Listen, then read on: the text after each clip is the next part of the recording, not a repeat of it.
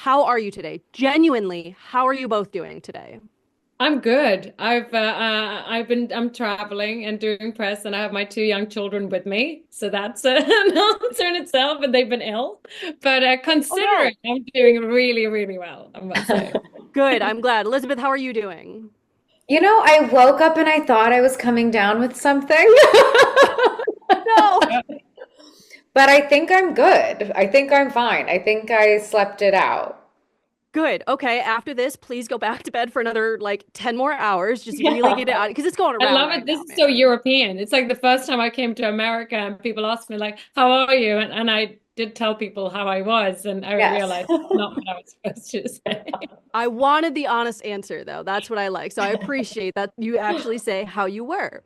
Nice. Well, guys, I'm so excited to talk about this film with you. It is such a ride, I think is the best way to kind of sum it up. And Alicia, I want to start with you because your character is just kind of pure chaos to me. Like I didn't really know what she was going to be from scene to scene. And I mean this in such a complimentary way. And we do find out that there is a reason for that chaos, obviously. So I'm curious for you, when you're approaching the character, what do you latch on to you? Do you latch on to the fact that like there's a reason for this, or do you just kind of embrace the play? No, I mean, I think deep down, I think, behavior needs to, I need to understand where it comes from. And then I think, part of the mystery is like, I guess it's the same thing when I read the script or with a person that I would be confronted by, if there's a behavior that I question or something that I don't understand, I think there's also a big part of me who really wants to get underneath it all and get my head around it. So I think that was something that I enjoyed. I mean, I immediately whilst reading it was, you know, interested who this woman was and her attention and where she comes from. And then I feel like there was, a way of like there's an opening in the end, and you get to see kind of behind the curtain. And I think it was a proof that there was a lot of things for me to play around with. On that note, Alicia, when you talk about how much there is to play with, is there room for improv in a character like this on a set like this? Or because it seems very well executed. So did you get to kind of just go with your instincts at any point, or was it all like written out?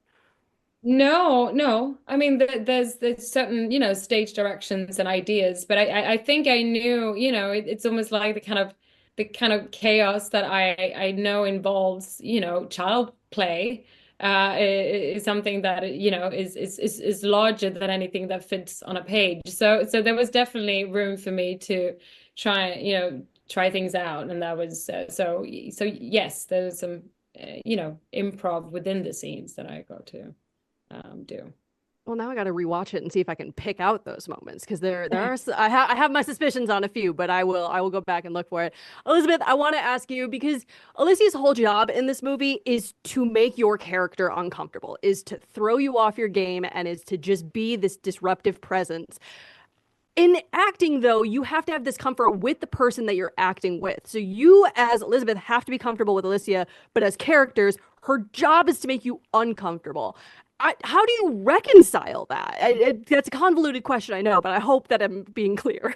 You are. I mean, I think we established a comfort with one another quite quickly, and had to because of the circumstances that we were being put in. I think the thing that's almost easier is to be thrown off and uncomfortable. And then the thing that I think Alicia and I together tried to layer in is when these women do come together and there's a bit of a transference and a connection between the two of them and what that means to both of them without revealing too much about their backstories and their own experiences. And I think those moments of how the alliances were shifting was really a nice dance that we got to play within the game, the game of it all. And then, it's when the human part creeps up on you. Fleur, we just had an interview with Fleur, and she had said, it's all fun to a point, and then it becomes very human.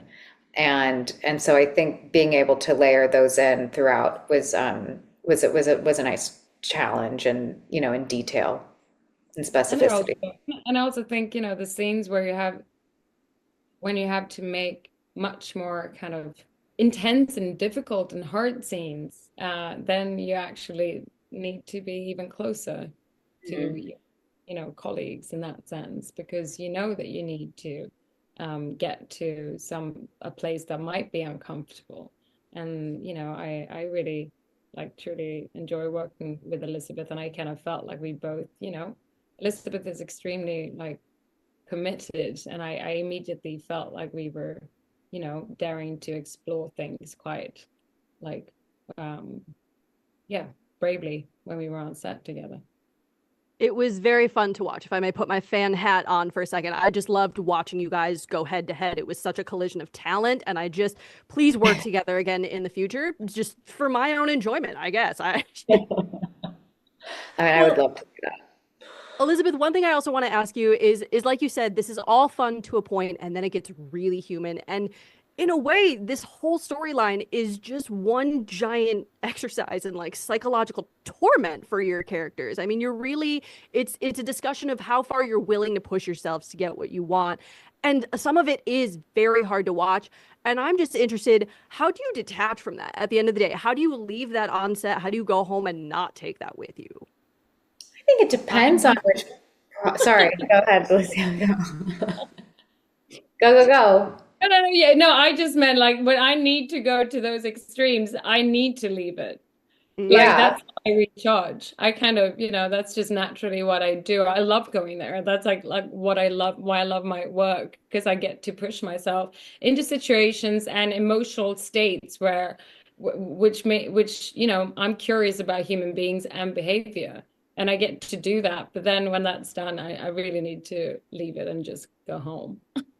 Yeah, I too don't like carrying it with me. I think there are parts of this one that were more frustrating to shake off. But it doesn't serve you, and I think the thing that does service us, or the thing that we're most curious about, like Alicia just said, is this giving yourselves the permission to have these explore what it feels like to have these fears, explore what it feels like if these were situations that you could be put in.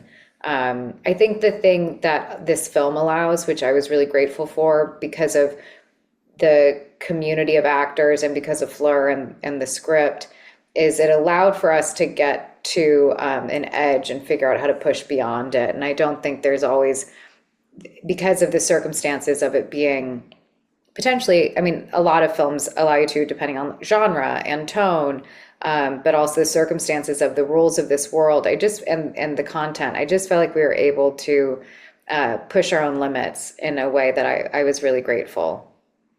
If I may, if you feel comfortable saying, you mentioned that there were more frustrating parts to shake off. What were those parts for you?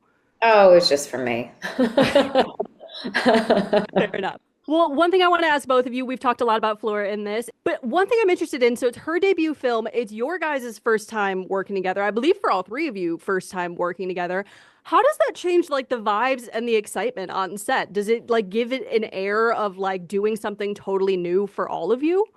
I mean, I think that constellation is what it is most of people's films. I mean, or I have had the pleasure, and I just did a film now where I had three actors that I've actually worked with before, but that's very rare. I would say that most of the time you end up with people that you maybe know, here I knew, I was so happy I was getting the chance to work with Elizabeth and Himesh, and I know the work very well.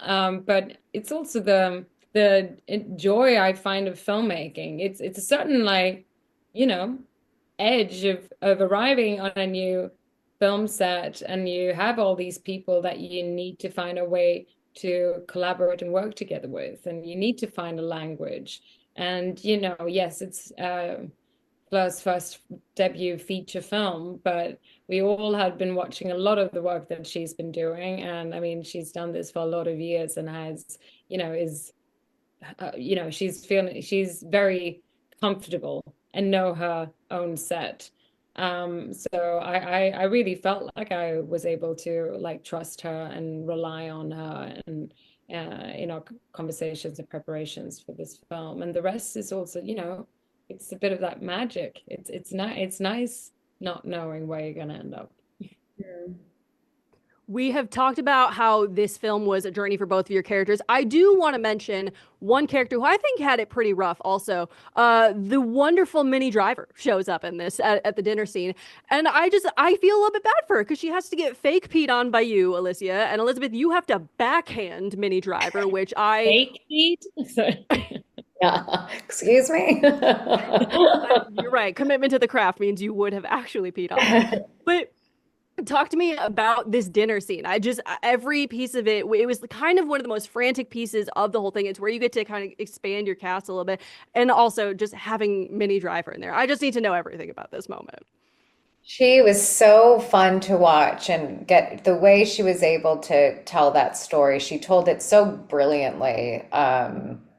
And God, I think we were all just completely taken by her ability to also come into a situation where you have a crew and a cast and a director and a cinematographer. We've all found how we jive together, and then to come in and take up that much space is I think pretty daunting for if I had to be put in that position. And she did it.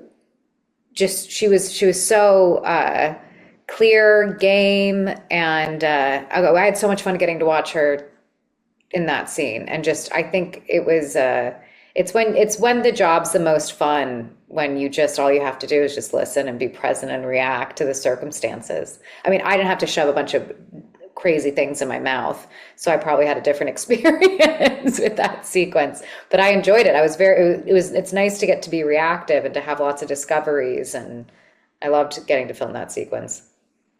It was just Oh, it was so I think that was probably one of my favorite scenes in this film. Alicia, one thing I want to ask you, and this may be getting kind of deep in the nitty-gritty here. I am really, really curious though, because we find out at the end that Virginia is not the assessor's name. You specifically choose a name to help your candidates detach. Were you given any reason, or did you go into detail for yourself on why she would have chosen Virginia? Because her real name was Grace. No. I just kind of felt like these people have, she lives her life very much by the rule book that she's been given, and I think she's a very hard worker. So in one way, I just thought that that was kind of a small detail in the big scheme of her work as a whole. Right. It's just one of those things, man. Choosing a fake name seems hard, and so it's one of those things that I think about, and I'm like, why? Maybe Why that's why she Virginia didn't do from it. Grace? Let someone else do it. Well, Elizabeth, one thing I want to ask you, obviously this is a very kind of futuristic dystopian thing, but it's all very like grounded. It's very real. I know you guys use like natural environment for many of the scenes. It's not effect heavy is what I'm getting at. You obviously have experience in movies where there's effects all around you to really get the vibe across. And I'm curious for you, how does it compare being on a set where it's more real like this, but it's still in that kind of society versus something maybe Marvel heavy where it's a lot of effects all of the time? I think what is not us not showing this world, and also, I mean, it was never the intention, and nor would we ever have the budget, but it was never the intention of how this story's told to world build in that kind of way. I think it allows people to invest in them and their circumstances very quickly. With Aryan and Mia, you can relate to it in a simple way, I think, because you're not distracted by taking leaps of faith of other things. You get to imagine it yourself. You get to imagine when they talk about the old world. You get to imagine living in a home where there's, some sort of AI voice that controls everything for you. And so I think because of its limitations, it potentially could allow people to relate in a deeper way, I think. And so I think that's a big difference.